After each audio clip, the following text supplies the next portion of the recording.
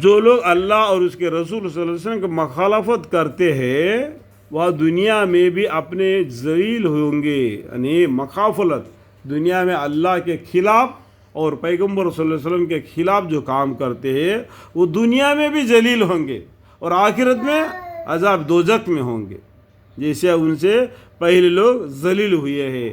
ہم پہلے قصوں کو اللہ تعالیٰ نے قرآن میں بتلا دیا.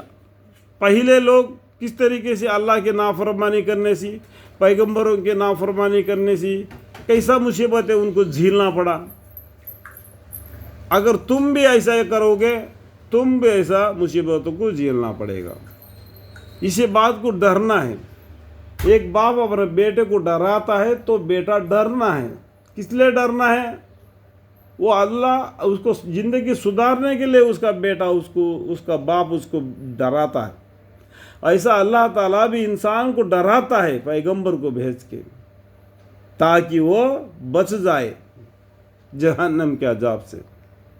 اور جو نہیں مانتے ہیں، جو لوگ اللہ اور اس کے رسول صلی اللہ علیہ وسلم کی مخالفت کرتے ہیں اور دنیا میں بھی ایسے ذلیل ہوں گے جیسا ان سے پہلے لوگ ذلیل ہوئے.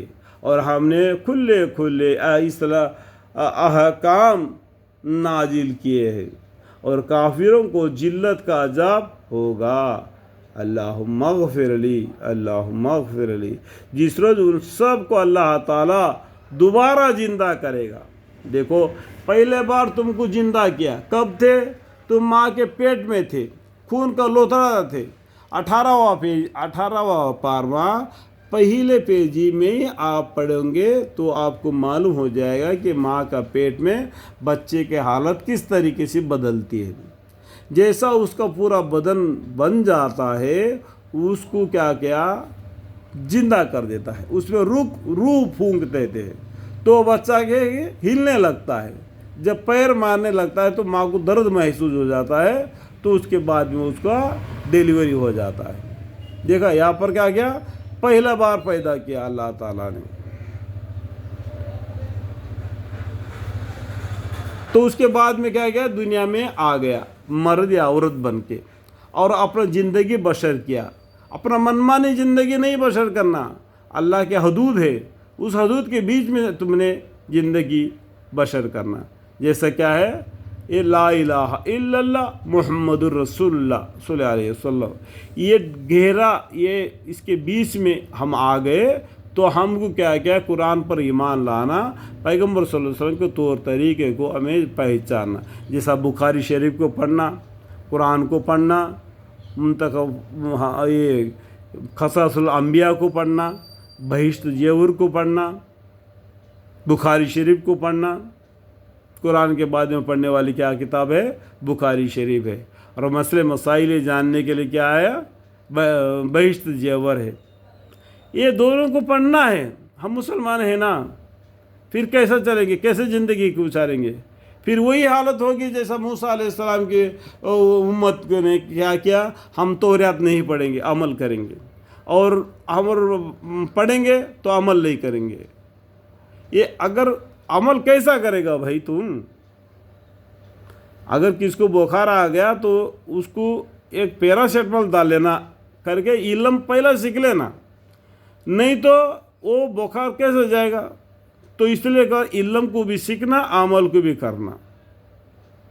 اب موسیٰ علیہ السلام کی قوم نے بھی ویسا ہی کہہ دیا، ہم نے تورات کو نہیں پڑھیں گے، عمل کریں گے، عمل کریں گے تو تورات کو نہیں پڑھیں گے. ایسا آج مسلمانوں کا بھی کام ہے. کیا کوئی قرآن پڑھ رہا ہے؟ بتاؤ. اتنے مسلمان دنیا میں اتنا کام کرتے ہیں، روزی روٹی کے جورو بچے کو اور بیرانی کھا کے مست مزے میں، لیکن قرآن کا ایک پیج ہی پڑھ کے اللہ کا حکم کیا ہے تو اپنے زندگی کو سدھارنے کے چکر میں نہیں پڑے. اگر ہم سب مل کر قرآن کو پکڑیں گے دوبارہ دنیا میں جنت ہوگی. جس طریقے سے پیغمبر صلی اللہ علیہ وسلم کے زمانے میں دنیا آباد تھی، پیس تھا. آج کیا ہے سب کو معلوم ہے. جس طرح ان سب کو اللہ تعالیٰ دوبارہ زندہ کرے گا، یعنی یحیی و یمیت. जिलाता मारता तो अल्लाह ही है। पहला अल्लाह ताला ने तुमको जिंदा किया और दुनिया में आने के बाद तुमको इतना उम्र करके लोहे महफूज में लिखा, वो ज़िंदगी तक तुमको रोजी रोटी पहुंचा दिया। फिर उसने तुमको मार के ज़मीन के अंदर बरज़ख की ज़िंदगी में ले गया। बरज़ख की ज़िंदगी के बाद में अल्लाह ताला दोबारा ज़िंदा करेगा और तुम्हारे आमाल को जांचने के लिए। फिर नेक या बुरी आमाल को तुम्हारे गले का हार बन के डालेगा और वो आमाल को तुम लेके पुलसरात को तय करके अल्लाह के सामने खड़े होके उस नाम आमाल का हिसाब तुमको देना होगा। ये बात को जानना है। इसलिए अल्लाह ताला तुमको दोबारा पैदा किया।